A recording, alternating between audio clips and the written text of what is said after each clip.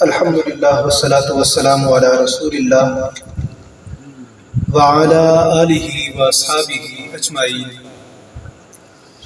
اما بعد، قال اللہ تبارک و تعالی فی القرآن المجید: اعوذ باللہ من الشیطان الرجیم، بسم اللہ الرحمن الرحیم، قل انما انا بشر مثلکم یوحی الی۔ صدق اللہ العظیم۔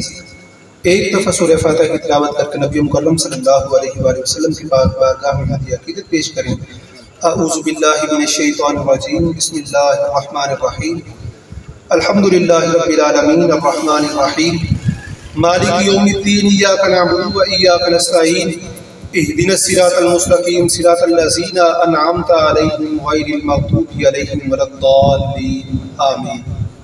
الصلاۃ والسلام علیک یا سیدی یا رسول اللہ، الصلاۃ والسلام علیک یا سیدی یا نبی اللہ، الصلاۃ والسلام علیک یا سیدی یا محبوب اللہ، وعلی آلک واصحابک یا سیدی یا شفیع المذنبین۔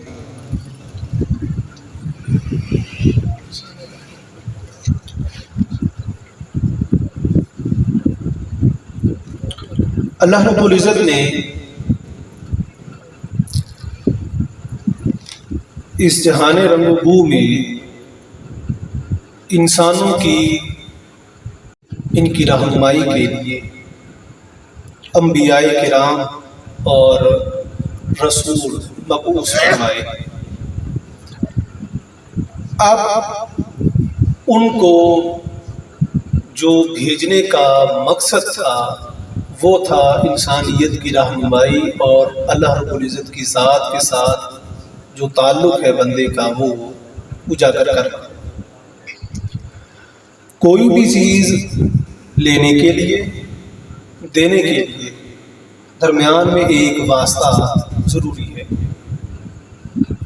وہ جو بھی چیز ہے، مثال کے طور پہ آپ کسی دفتر میں جاتے ہیں، وہ بڑے آفیسر کا دفتر ہے، تو اس کو ملنے سے پہلے آپ اس کی سیکرٹری سے بات کریں گے کہ مجھے ٹائم لے کے دو، میں نے اس سے ملاقات کرنی ہے۔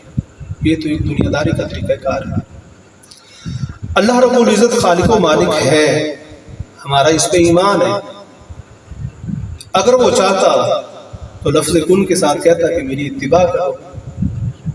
کون تھا جو اس کا انکاری ہوتا؟ سارے اس کی اتباع کرتے۔ لیکن یہ چونکہ عالم بشریت ہے، انسانوں کا جہان ہے، تو اس نے بہتر سمجھا کہ میں ان کی مثل، ان جیسے انسان ہی ان کی طرف بھیجوں تاکہ بات کرنے میں آسانی ہو۔ قرآن کریم میں اللہ رب العزت نے دوسری جگہ پہ ارشاد فرمایا کہ قرآن کریم کو ہم نے عربی میں اس لیے نازل کیا تاکہ اس وقت کے جو عرب لوگ تھے وہ اس کو آسانی سے سمجھ جائیں، انہیں کسی ترجمے کی ضرورت نہیں تھی۔ اب جب وہ بشریت کا پردہ اوڑھ کے تشریف فرما ہوئے تو کچھ لوگوں نے غلطی کھانا شروع کر دی کہ جیسے ہم ہیں ویسے ہی یہ ہے، ہمارا اور ان کا تو کوئی فرق ہی نہیں ہے۔ یہ گلیوں میں بھی چلتے ہیں، بازاروں میں بھی جاتے ہیں، کھاتے پیتے بھی یہی ہیں، ہماری طرح گھروں میں بھی رہتے ہیں، سونا اوڑھنا بچھونا، لہذا ہمارا اور ان کا تو کوئی فرق رہ ہی نہیں گیا۔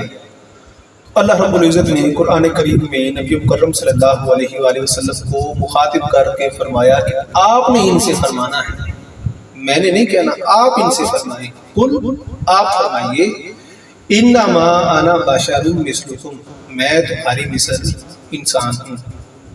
یہ تو ہو گئی مثلیت، جدا کیسے ہے؟ فرمایا یوحی الی، میرے اوپر وحی آتی ہے، میرا بولنا قرآن ہے، میرا بولنا حدیث ہے، میں جسے چاہوں حلال کہوں، جسے چاہوں حرام کہوں، مجھے اللہ رب العزت نے اختیار دیا ہے۔ اور میرے بارے میں اللہ رب العزت نے فرمایا ہے کہ جس نے رسول مکرم کی اطاعت کی اس نے میری اطاعت کی۔ رومی فرماتے ہیں کہ انبیاء کرام علیہ السلام وہ اللہ رب العزت کی ذات کا انتخاب ہے، اس نے خود منتخب فرمایا کہ اس کو میں نے نبوت کا تاج دینا ہے. کوئی بھی شخص، کوئی بھی بشر یہ نہیں کہ عبادت کرتا کرتا نبی بن گیا یا رسول بن گیا، یہ ممکن نہیں ہے. دوسرا کہ وہ حکم کے پابند ہیں. اللہ رب العزت کی ذات کا حکم ان کے لیے سب سے افضل ہے. کیسے افضل ہے؟ رومی اس پہ مثال دیتے ہیں کہ اگر اللہ تعالیٰ ان کو حکم دے کہ آپ نے بیج جو ہے وہ ریت میں ڈال دیں، وہ ریت میں ڈال دیں گے. اب سب کو معلوم ہے کہ ریت میں بیج ڈالنے سے اگے گا نہیں، وہ ضائع ہو جائے گا، لیکن وہ چونکہ حکم کے پابند ہیں وہ اس حکم کو مانتے ہوئے بیج ریت میں ڈالیں گے. دیکھنے والے کہیں گے کہ یہ کوئی ذی شعور کام نہیں ہے، لیکن وہ حقیقت میں اللہ رب العزت کے حکم کے پابند ہے. اسی طرح سے مختلف ادوار میں اللہ رب العزت نے انبیاء کرام کے پھر جانشین پیدا کیے.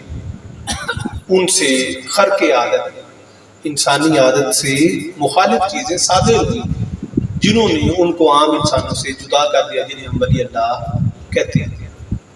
مولانا روم انبیاء کرام علیہ السلام جو ہیں ان کی ذات کے بارے میں چند مثالیں بیان فرماتے ہیں جو آج ہم پڑھیں گے اور بس اسی پہ اکتفا کریں گے. لمبی چوڑی جو ہے وہ گفتگو نہیں ہوگی کہ وہ ہم سے جدا کیسے ہیں. آپ فرماتے ہیں آ بنائے انبیاء بے ہرس بود، زاں چنا پیوستہ رونق حافظ بود.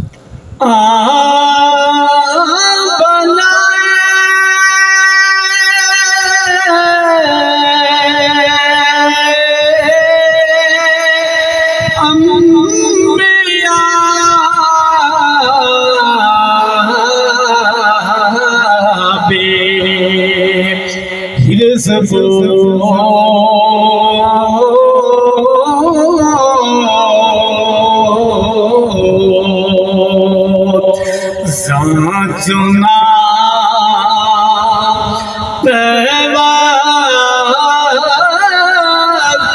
رونق حافظ.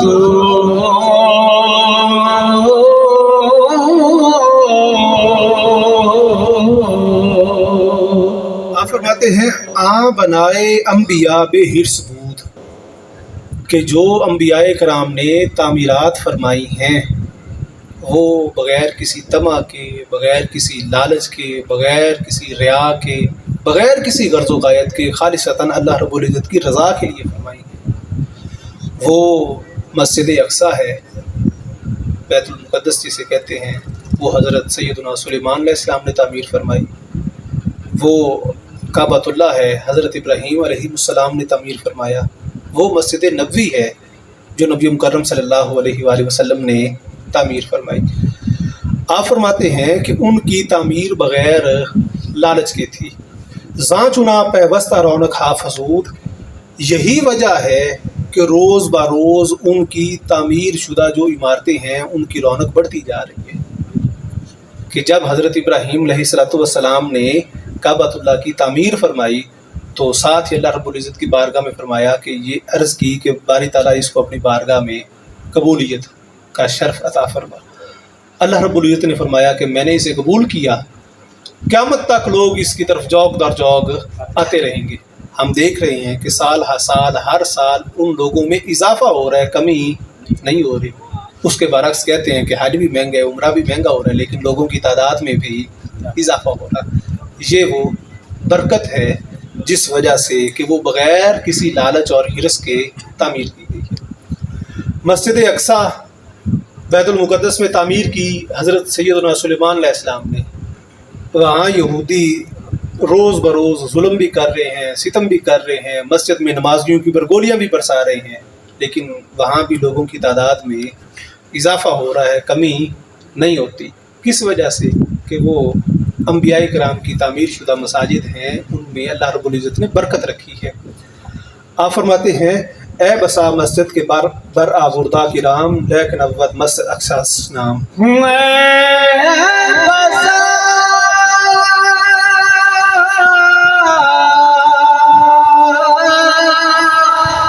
مسجد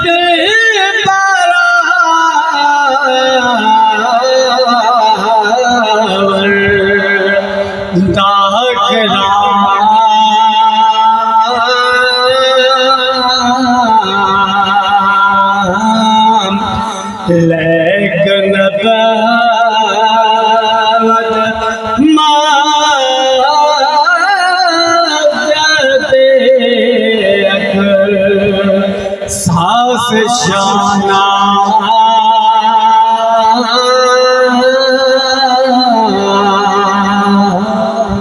فرماتے ہیں اے بسا مسجد برا بردہ کرام کے شرفاء نے، نیک لوگوں نے بڑی بڑی مسجدیں تعمیر کی ہیں، لیکن کسی کی تعمیر شدہ مسجد کو مسجد اقصیٰ کا نام نہیں دیا گیا۔ مسجد اقصیٰ جو ہے بیت المقدس کو حضرت سیدنا سلیمان علیہ السلام کی تعمیر جو ہے اسی کو کہا گیا ہے۔ آگے آپ فرماتے ہیں کعبہ راکش ہر دمے عز فزود آنز اخلاصات ابراہیم بود۔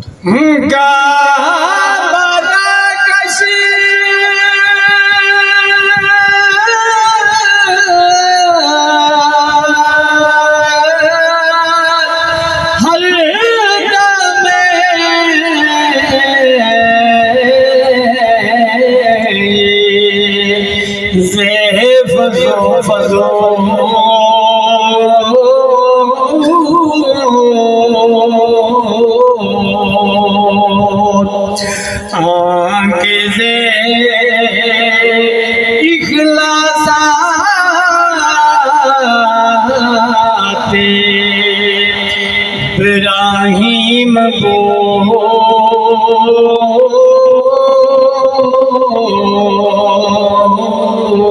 بسم اللہ الرحمن الرحیم۔ اللہ رب العزت نے قرآن کریم میں ارشاد فرمایا وَإِذْ يَرْفَعُ إِبْرَاهِيمُ الْقَوَاعِدَ مِنَ الْبَيْتِ وَإِسْمَاعِيلُ، اور یاد کرو کہ جب اٹھا رہے تھے ابراہیم علیہ السلام اور حضرت اسماعیل علیہ السلام خانہ کعبہ کی بنیادیں، جب وہ اٹھا رہے تھے، بنیادیں بنا رہے تھے، کیا وہ عرض کر رہے تھے ربنا، اے ہمارے رب، تقبل منا، ہم سے اسے قبول فرما، انک انت السمیع العلیم، تو ہی سب کچھ سننے والا اور جاننے والا ہے۔ پھر اس کی برکت کیا ہوئی؟ اللہ رب العزت نے وہ پتھر جس کے اوپر کھڑے ہو کے حضرت ابراہیم علیہ السلام نے خانہ کعبہ کو تعمیر کیا، سب کے لیے جائے نماز بنا دیا کہ طواف کو اس وقت تک تم مکمل نہیں کہہ سکتے جب تک مقام ابراہیم پہ تم 2 نفل ادا نہیں کرتے۔ ہے وہ پتھر، کھڑے اس پہ ابراہیم علیہ السلام رہے ہیں، لیکن اس پتھر جیسا کوئی پتھر نہیں ہے۔ آگے آپ فرماتے ہیں فضل عام مسجد سے خاکو سنگ نیست، لیک در بننا شرط و جنگ نیست۔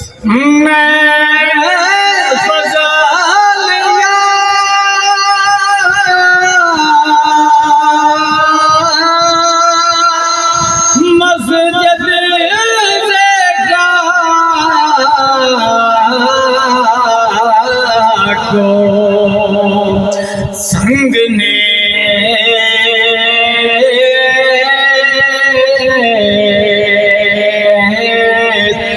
لیک در بنا شہر سو جنگ نے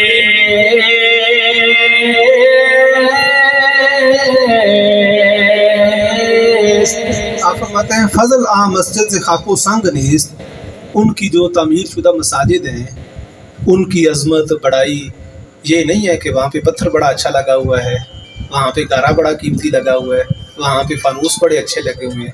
آپ فرماتے ہیں کہ نہیں، اس وجہ سے ان کی عظمت اور بڑائی نہیں ہے۔ لیک در بناش حرص و جنگ نیز، بلکہ اس کے جو بنانے والے تھے وہ جنگ و جدل نہیں چاہتے تھے، نہ وہ لالچی تھے، وہ خالصتاً اللہ رب العزت کی رضا کے لیے کام کرنے والے تھے، جیسے اللہ رب العزت نے قرآن کریم میں حضرت ابراہیم علیہ السلام کا تذکرہ فرمایا۔ آگے آپ اس پہ 2 مثالیں اور دیتے ہیں اور بات کو ہم یہیں پہ مکمل کر دیں گے۔ آپ فرماتے ہیں نئے کتب شاں چون کتابیں دیگراں، نئے مساجد شاں نہ قصب و خانماں۔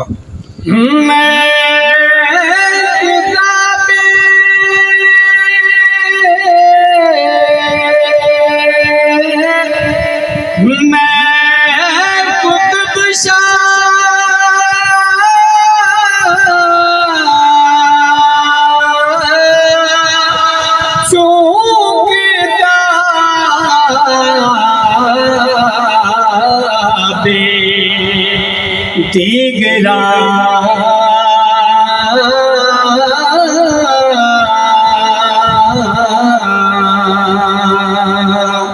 نئے مساجد شان کسب و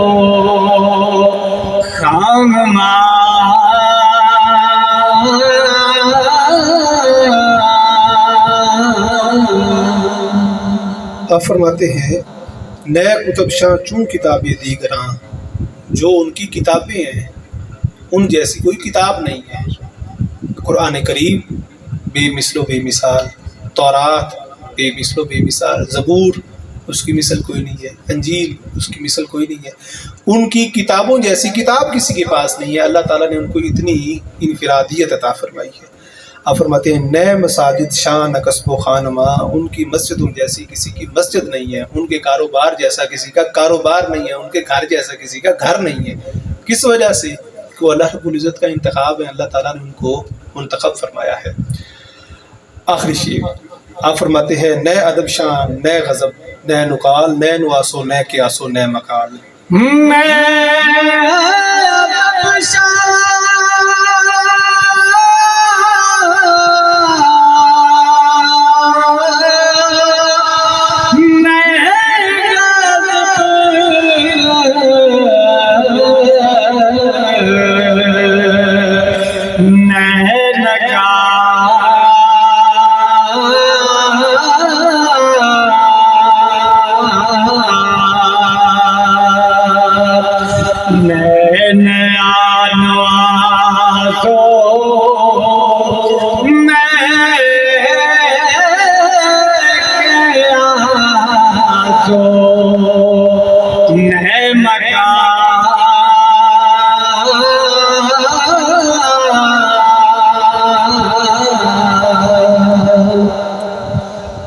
آپ فرماتے ہیں نئے ادب شان، نئے غضب، نئے نقال، کہ ان جیسا ادب کسی نے نہیں کیا،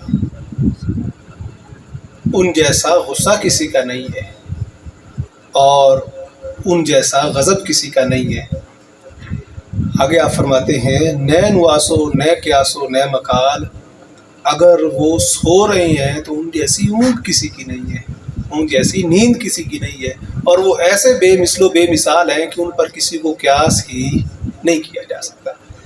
اب قیاس تو نہیں کیا جا سکتا۔ آپ فرماتے ہیں دل ہمیں لرزت کے ذکر حال شاں، ان کا ذکر کرنے سے میرا دل بھی لرزتا ہے کہ وہ اللہ تعالیٰ کا انتخاب ہے، چاہ جائے کہ ان کی شان میں کوئی کمی نہ ہو جائے۔